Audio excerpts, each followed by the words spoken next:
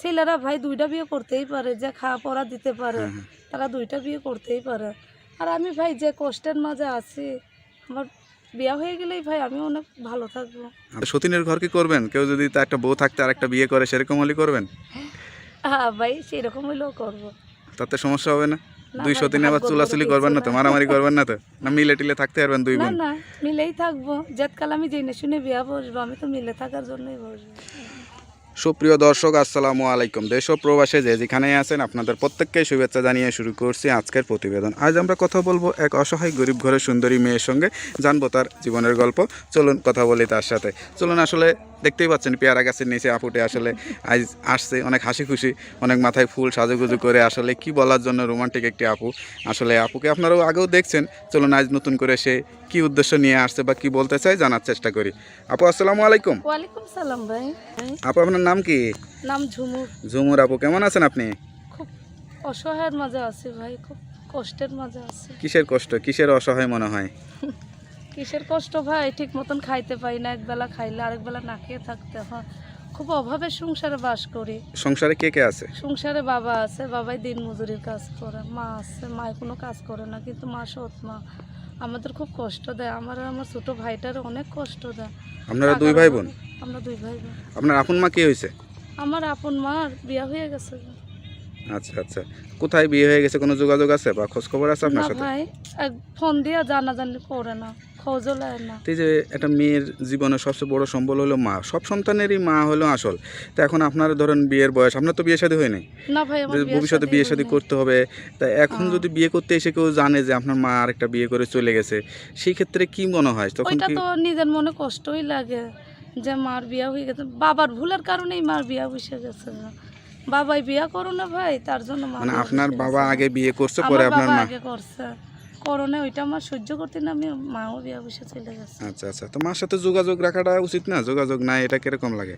যোগাযোগ, উনি ফোন দিয়ে আমাদের খবর নেয়, কিন্তু অনেক দূরে থাকে, আমাদের কাছে আসে না। এখন কি ভালো আছে তো নাকি? হ্যাঁ, উনি ভালো আছে। আচ্ছা আচ্ছা, তো এই যে আপনি প্রতিবেদনের সামনে আসছেন আসলে কি বলার জন্য বা কি চিন্তা ভাবনা ভাই করতেছেন? প্রতিবেদনে আইছি, যেই বয়সেরই লোক পাই, বুড়া বুড়া মানুষকেই আমি ভালোবাসি। তো কোনো মানুষকে ভালো লাগছে বা ভালোবেসেছেন? ভালোবাসা ভাই আইছিল, কিন্তু গরিব বলে ভালোবাসা চলে গেছে।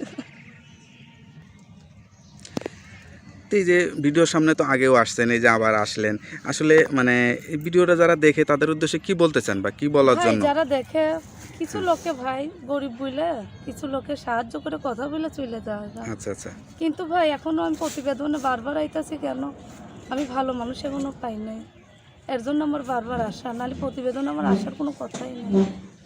ভালো আচ্ছা একটা আচ্ছা। মানুষ পাইলে, বুড়া হোক, বুড়া মানুষই ভালো, তাদের ভিতরে বুড়া মানুষ তো ভালোবাসা আছে। বিবাহিত হয়, তাদের বাচ্চা না কাচ্চা না, থাকে। ওনাদের সব থাকলেও আমার কোনো সমস্যা নাই, যে ছেলেরা ভাই দুইটা বিয়ে করতেই পারে, যে খাওয়া পড়া দিতে পারে তারা দুইটা বিয়ে করতেই পারে। আর আমি ভাই যে কষ্টের মাঝে আছি, আমার বিয়ে হয়ে গেলেই ভাই আমি অনেক ভালো থাকবো। আচ্ছা আচ্ছা, তা কোনো যে ঘরে ধরেন বউ আছে বা সতীন আছে, সতীনের ঘর কি করবেন? কেউ যদি তার একটা বউ থাকতে আর একটা বিয়ে করে সেরকম হলে করবেন? হ্যাঁ ভাই, সেরকম হইলেও করবো। তাতে সমস্যা হবে না? না দুই ভাই, সতীনে আবার ভাগ্যর বড় চুলাচুলি করবেন কিছু না তো? না। মারামারি করবেন না তো? না মিলে টিলে থাকতে পারবেন দুই না বোন? না, মিলেই থাকবো। যেতকাল আমি জেনে শুনে বিয়া বসবো, আমি তো মিলে থাকার জন্যই বসবো। তা কোনো স্ত্রী তো চায় না যে স্বামী আরেকটা হ্যাঁ, বিয়ে করুক। কিন্তু চায় না ভাই, আমি একটা অসহায় মেয়ে, গরিবের ঘরের মেয়ে, আচ্ছা আচ্ছা, আমি যেটা যাবো সেটা তো আমার কখনো হবে না। আচ্ছা আচ্ছা, এই এই আশাই ভাই আমার যে বয়সেরই লক্ষ্য, বুড়া মানুষকে আমি ভালোবাসি। এমনও ছেলে আছে তাদের বাচ্চা কাচ্চা হয় না, ওনার স্ত্রী ছেলে আরেকটা বিয়ে হ্যাঁ। করাতে চায়, কিন্তু ওই রকম মানুষ পাইলে আমি তাকে বোনের মতনই ওনার কাছে থাকবো, কিন্তু ওনার কাছে বিয়ে হইলে না তাহলে আপনি থাকবো। আসলে বলতে চাচ্ছেন কি, কিছু দেখা যাচ্ছে পুরুষ তো স্ত্রীদের বাচ্চা কাচ্চা হয় না, সেই স্ত্রী আবার স্বামীকে বিয়ে করাইতে চায়, হ্যাঁ এরকম হ্যাঁ হ্যাঁ, এরকম এইরকম লোক পাইলে আমি বিয়ে বসবো।